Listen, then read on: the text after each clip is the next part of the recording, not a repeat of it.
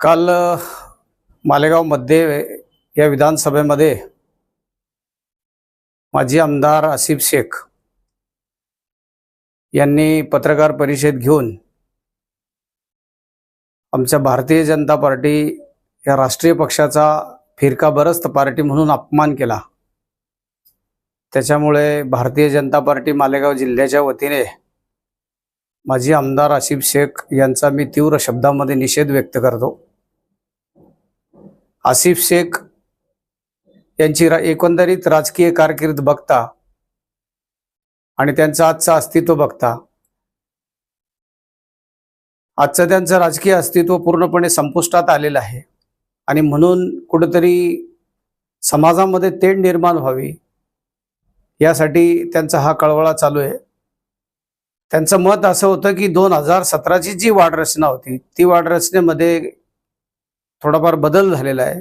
आता दर 5 वर्षामध्ये ज्या निवडणुका येतात त्याच्यामध्ये काही प्रशासकीय यंत्रणा फेरबदल करतात, मतदान वाढतं, वाढरचनेमध्ये थोडाफार बदल होतो, हे स्वाभाविक आहे, हे तांत्रिक गोष्टी असतात। पण थोडाफार बदल झाला, तो बदल झाला तो स्वीकारणं आपली क्षमता आहे काय ते बघण्याच्या ऐवजी त्यांनी भारतीय जनता पार्टीने आणि नंतर महायुती सरकारमधल्या नेत्यांनी हे जाणून बुजून केलेले आहे आणि त्यांचेच लोक निवडून यायला पाहिजे यासाठी त्यांचा प्लॅन आहे असं त्यांनी आरोप केलेले। आता आसिफ शेख यांची काही जहागिरी आहे का? महापालिका ही काही त्यांची परंपरा आहे का? जर कधी त्या ठिकाणी 84 वार्ड आहे, 84 वार्डमध्ये तुम्ही आतापर्यंत महापालिकेवर सत्ता भोगलेली आहे, पण इतर पक्षांनाही स्वाभाविक वाटतं की आमची पण त्या ठिकाणी सत्ता आली पाहिजे, महापालिकेमध्ये मालेगाव शहराचा विकास झाला पाहिजे, याच्यासाठी सगळेजण प्रयत्न करतात। मग भारतीय जनता पार्टीने केलं का शासनाने केलं का प्रशासनाने तांत्रिक अडचणीवर केलं असेल किंवा बदल करून केला असेल तो भाग वेगळा झाला। पण या ठिकाणी एका मोठ्या राष्ट्रीय पक्षाला फिरकाबरस्त पार्टी म्हणून आणि त्यांनी असं सिद्ध केलं की जातीयवादी कशा पद्धतीने आहोत आम्ही असं त्यांनी सिद्ध केलेलं आहे। आता यांचे कारनामे बघा काय झाले।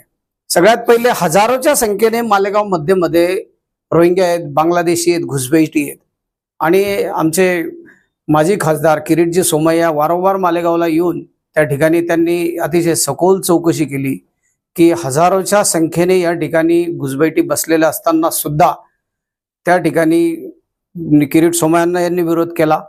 भारतीय जनता पार्टीबद्दल काहीतरी अर्वाच्य असं वक्तव्य केलं, भारतीय जनता पार्टीला जातीवादी पार्टी म्हटलं। मग जर कधी आम्हाला तुम्ही जातीवादी म्हणतायत तर तुम्ही बांगलादेशी घुसपैठियांचे ह्या ठिकाणी समर्थन करतायत तर मग तुम्ही देशद्रोही आहात। त्या ठिकाणी जातीचे दाखले ज्या वेळेला महापालिकेने दिले त्यावेळेला महापालिकेमध्ये जे सरळ सरळ त्या लोकांवर गुन्हे दाखल झाले, त्यांच्यावर आरोप सिद्ध झाले आणि त्यांची न्यायालयीन चौकशी चालू आहे। तर त्या जन्म दाखल्यांच्या त्या ठिकाणी चौकशी चालू असताना त्या दोषींवर कार्यवाही होत असताना हे महाभाग त्यांना जामीन मिळवून देण्यासाठी प्रयत्न करतायत। मग विचार करा की जे लोक 2 समाजामध्ये तेढ निर्माण करणार हा भाग तर सोडूनच द्या, पण बाहेरून आलेले देशद्रोही जे आहेत ते इथे या शहरामध्ये वास्तव्य करत आहेत आणि त्या लोकांचं हे समर्थन करतायत, त्यांना कायदेशीर न्याय मिळवून देण्यासाठी हे प्रयत्न करतायत। मग अशा माणसाला या ठिकाणी देशद्रोही म्हणणं आमच्या मते सर्रास अतिशय योग्य आहे।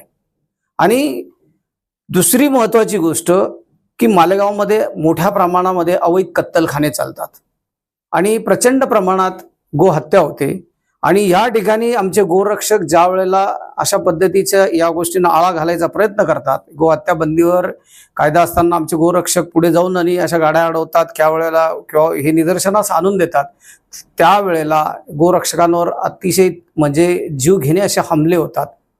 आणि एवढ्या सिरियस घटना असतानाही हे महाभाग ती जे गोहत्या करणारे जे असतात त्या स्लॉटर हाऊसवाले जे असतात यांना हे सर्रास पाठिंबा देतात।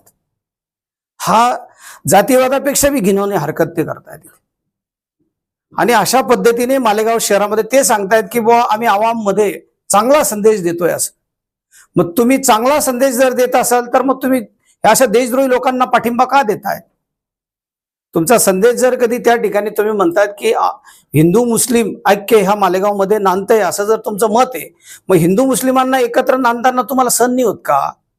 मग त्यांच्यामध्ये तेढ निर्माण करण्यासाठी तुम्ही त्यांच्यावरच ते जी घुसपैठी लादलेले त्यांचं समर्थन करतात आणि तुमची इस्लाम पार्टी जी आहे ती इस्लाम पार्टी अतिशय जातीवादी पार्टी अतिशय जातीयतेचं बीज पेरतात. यांनी मागे औरंगजेब बद्दल वक्तव्य केलं आसिफ शेख यांनी की औरंगजेब अतिशय चांगला माणूस होता, तो त्याने गरिबीतनं चांगल्यापैकी म्हणजे पोट टोपी शिवून त्याने तो दिवस काढले, अमुक तमुक असं तसं काहीतरी ते बोलले.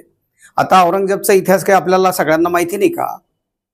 मग अशा पद्धतीचं जे वक्तव्य तोंडातनं काढतात हे म्हणजे याचा अर्थ आसिफ शेख हे जातीय तेढ निर्माण करण्याचा प्रयत्न करतात.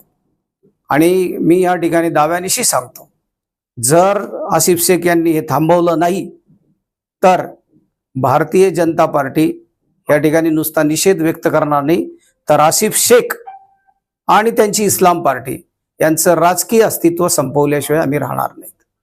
म्हणून आसिफ शेख यांना मी आज एक चांगल्या पद्धतीने एक चांगल्या भाषेमध्ये त्यांना सल्ला देतोय की येणाऱ्या महापालिकेच्या निवडणुकीच्या तोंडावर तुम्हाला असं वाटतं की मतांची बेरीज करून सत्ता हस्तगत करता येईल, तर तुमच्या माहितीसाठी सांगतो, या ठिकाणी भारतीय जनता पार्टी आणि शिवसेना मालेगाव मध्यमध्ये पण राहिलेल्या 60 वार्डांमध्ये लढून त्या ठिकाणी 20 ते 22 जागा जिंकतील आणि इथे पण सगळ्या संपूर्ण जागा जिंकून आमचा महापौर महायुतीचा झालेला राहील आणि संपूर्ण महापालिकेवर महायुतीची सत्ता राहील आणि तुमचं अस्तित्व जे राहील राजकीय अस्तित्व हे पूर्णपणे संपलेलं राहील. अशा पद्धतीने आज मी या ठिकाणी नमूद करतोय आणि तुमचा परत एकदा भारतीय जनता पार्टी मालेगाव जिल्ह्याच्या वतीने तीव्र निषेध करतोय.